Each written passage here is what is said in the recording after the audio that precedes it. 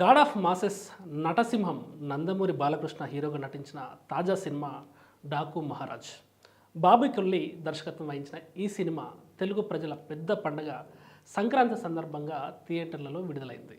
ఇప్పుడు ఈ సినిమాను ఓటీటీలోకి తీసుకురావడానికి నెట్ఫ్లిక్స్ రెడీ అయింది. డాకు మహారాజ్ థియేటర్లలో విడుదల కావడానికి ముందు డిజిటల్ స్ట్రీమింగ్ హక్కులను ఇంటర్నేషనల్ ఓటీటీ సంస్థ నెట్ఫ్లిక్స్ తీసుకుంది.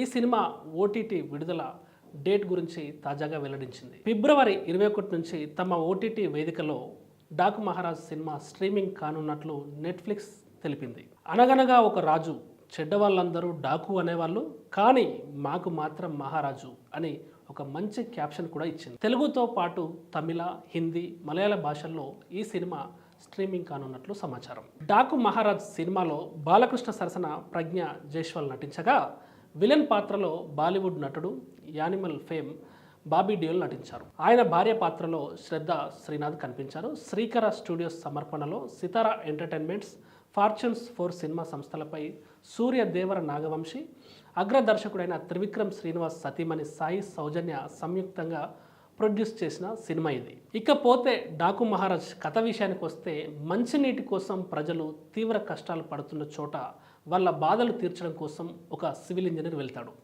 అయితే ఆ ప్రజలను తమ గ్రానైట్ క్వారీల్లో పనికి ఉపయోగించుకునే ఒక పెద్ద కుటుంబం అతన్ని అడ్డుకుంటుంది.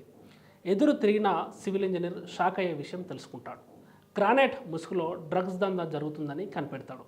చివరికి ఆ డ్రగ్స్ దందాను ఎలా అడ్డుకున్నాడు, ఆ ప్రజల పాలిట దేవుడిగా ఎలా నిలిచాడు అనేదే ఈ సినిమా.